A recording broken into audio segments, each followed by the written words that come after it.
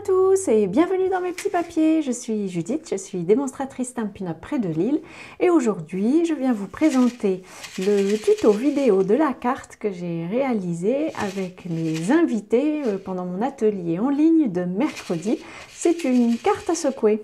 Cette carte peut être réalisée en version carte à secouer ou aussi en version carte à fenêtre, si on peut dire, avec seulement un seul morceau de papier fenêtre. Je vais vous présenter la carte à secouer, puis je vous expliquerai ce qu'il faut modifier à un certain moment.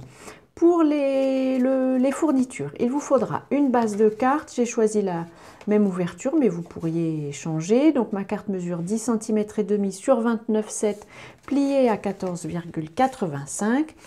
J'ai aussi un petit morceau de papier que, voilà, j'ai retrouvé le bon sens, qui va me servir à décorer, dont j'ai oublié les mesures, mais comme toujours, les mesures se trouveront sur mon blog, dont le lien se trouvera dans la barre d'infos, et comme récemment, je vous mettrai aussi les mesures en barre d'infos si vous êtes sur YouTube. Il vous faudra aussi un morceau de papier décoré et puis des chutes de papier. Là, moi, j'ai choisi la même couleur, c'est Piscine Party. Pour commencer, je vais faire toutes mes découpes avec vous. Alors, j'ai pris deux poinçons rectangles qui viennent du lot de poinçons surpiqué rectangle.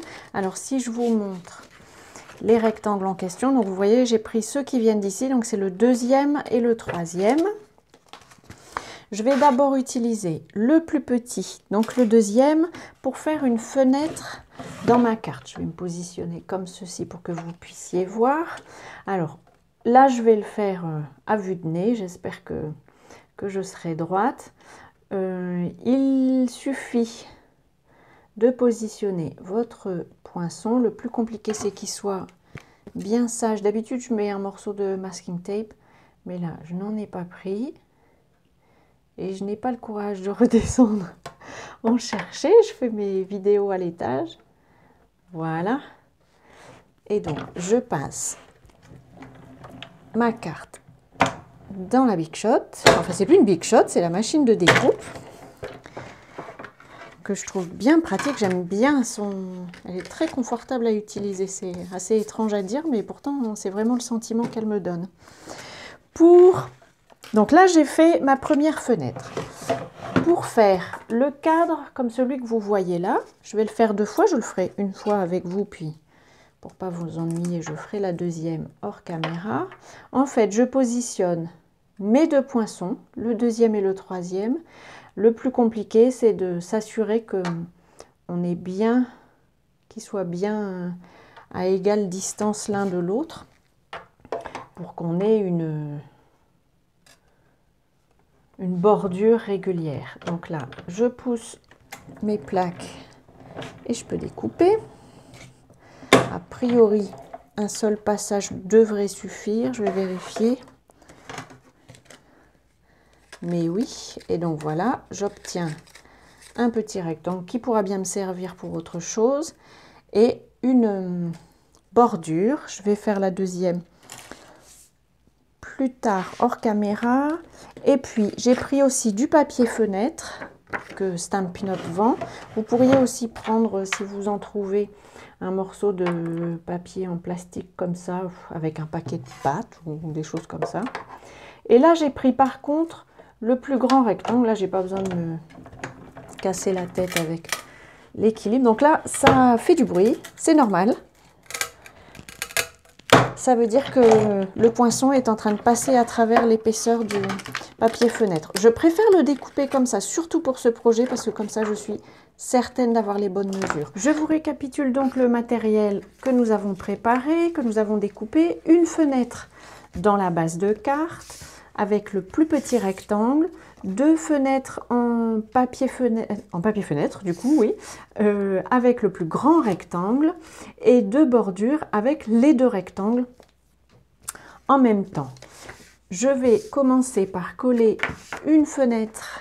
Je vais utiliser, je pense, un nouveau tube de colle, parce que l'autre arrive à la fin. Et je vais déposer une très fine ligne de colle liquide tout autour de mon rectangle. Et le plus près possible du bord du rectangle, Judith, ce sera mieux. Et ensuite, donc, je pose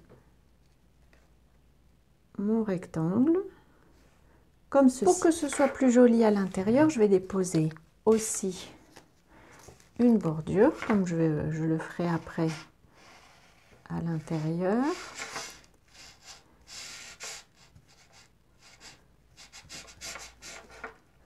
Avec une ligne de colle la plus fine possible. Et donc je le dépose. Puisqu'il a la même taille que ma fenêtre, je peux le déposer pile dessus. Et j'essuie tout de suite les bavures de colle. Pour l'extérieur, j'ai choisi de déposer dans ma... Alors si vous choisissez de faire une version à fenêtre, vous pourriez considérer que votre carte est terminée. Vous pourriez juste mettre une bordure ici à l'extérieur. Moi, j'ai envie de faire une carte à secouer. Alors, je n'ai pas les derniers sequins. J'en utilise pas beaucoup, à vrai dire. Là, ce sont des sequins qui ne sont peut-être plus disponibles. Je le fais rarement. Mais j'avais envie de changer. Sur cette version-ci, j'ai pris les petites décorations qu'il y a dans le mini catalogue janvier-juin. Donc je dépose mes petites décorations ici à l'intérieur. Je vais quand même aussi y mettre, parce que je vais faire une carte sur le thème des papillons, je vais quand même y mettre aussi quelques... Allez, je vais mettre 3... Comment ça s'appelle? Coccinelles, voilà, 3 coccinelles. Pour le reste de la carte, je vais à nouveau déposer une bordure avec une fine ligne de colle. Judith, concentre-toi. C'est mieux. Ouh.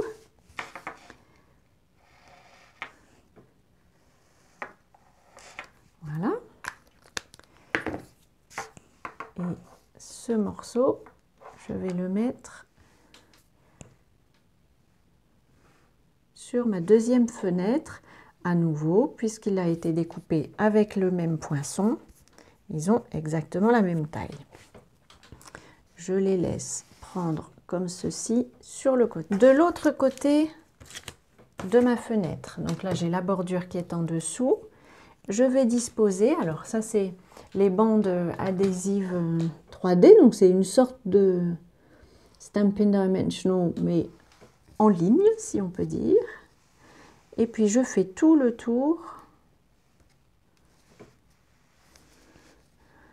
de mon rectangle. Là, ça va être plus simple, je pense, de le découper et de prendre un autre morceau que je vais pouvoir poser. Hop.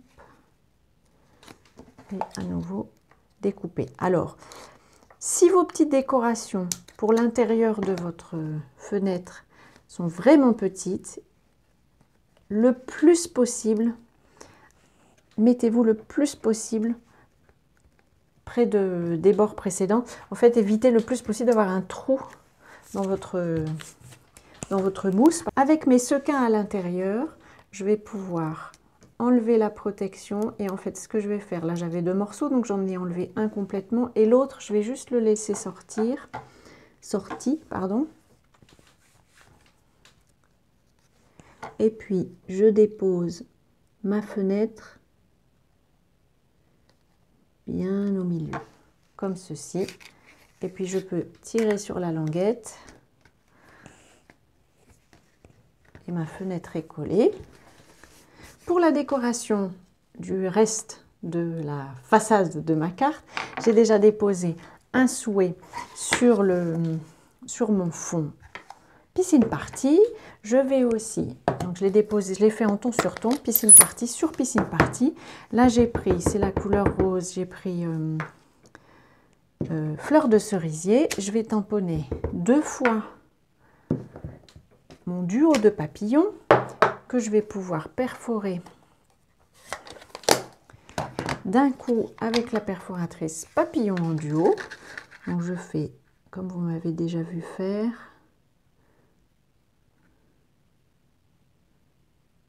Voilà.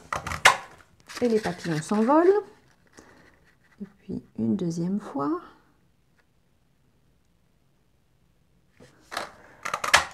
Et comme on a déjà de l'épaisseur avec cette fenêtre, mes papillons, je vais aussi les coller en épaisseur. Alors, je pense que les grands, oui, rentrent tout juste dans les grandes ailes des papillons, mais pour les petites ailes et pour les petits papillons, je vais utiliser plutôt des mini.